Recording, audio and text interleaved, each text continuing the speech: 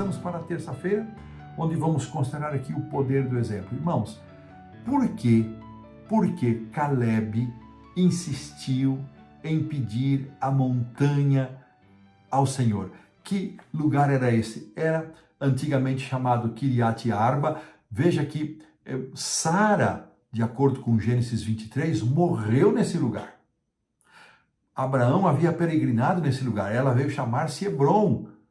E este lugar era um lugar onde habitavam os filhos dos gigantes.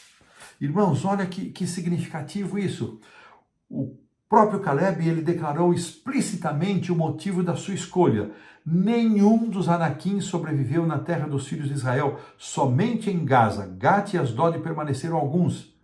De acordo com Josué capítulo 11 e versículo 12.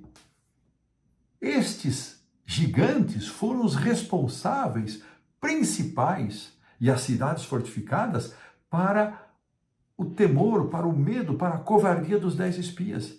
Ao insistir Caleb para que ele tomasse aquele monte que era habitado por estes filhos de gigantes, por esses descendentes de gigantes, ele queria tomar esse refúgio dos gigantes para que ele demonstrasse mais uma vez e comprovasse que para Deus não há impossíveis. Golias, com quem Davi lutou, ele era um desses descendentes que estava restrito ali à cidade de Gate, mas Caleb, só para a gente ter uma ideia, Golias media quase 3 metros de altura e Caleb queria conquistar um dos pontos mais desafiadores da terra prometida, porque Caleb, aos 85 anos, queria demonstrar com este pedido que pelo menos 3 coisas. Primeiro, inspirar fé na nova geração.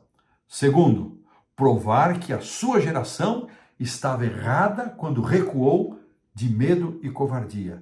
E terceiro, exaltar o nome de Deus. Olha que 3 objetivos para insistir. E entre esses, inspirar fé na nova geração, podemos considerar que ele foi bem sucedido nisto, porque a sua filha, não é? Axa, aqui mencionado no capítulo 15, versículo 16, que é tratando o poder do exemplo aqui na lição da terça-feira, nos diz que Caleb ofereceu a sua filha Axa em casamento àquele que conseguisse conquistar Debir, cidade que havia se chamado Kiriat Sefer.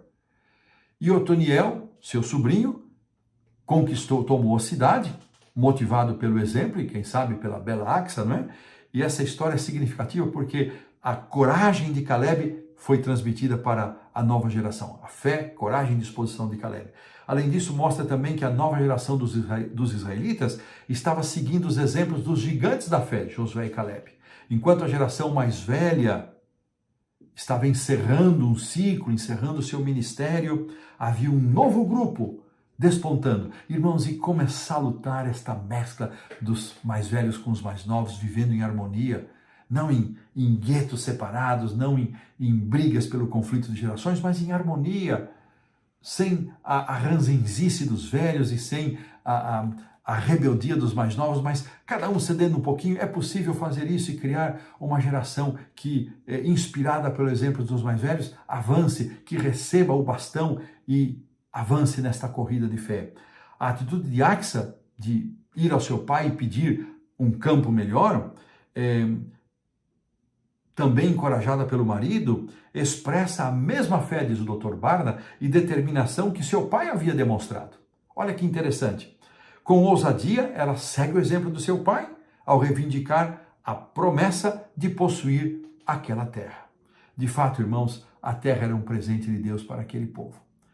O plano de Deus, inicialmente, já mencionamos isso, Deus entregaria aquela terra sem que eles precisassem pegarem armas, mas eles teriam que tomar posse da terra, eles teriam que trabalhar essa terra, trabalhar as cidades, cuidar daquilo que estavam recebendo.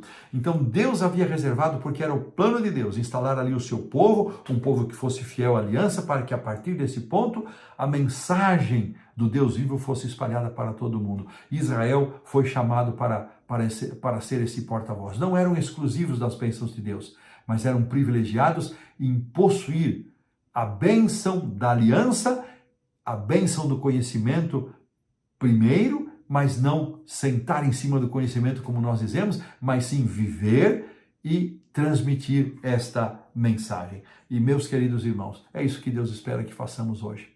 Deus não espera que nós sentemos em cima das verdades que nós precisamos ter, que nós amamos possuir, mas Ele espera que nós vivamos por esta verdade, que nós defendamos esta verdade presente, e nós preguemos com amor, com carinho, com dedicação, esta mensagem poderosa de salvação que não é exclusiva dos adventistas, ela foi dada por Deus a todo mundo, a toda nação, tribo, língua e povo. Temos sido nós fiéis na transmissão desta mensagem. Com este pensamento, com este desafio, com esta reflexão, nós pomos um ponto final na lição da terça-feira.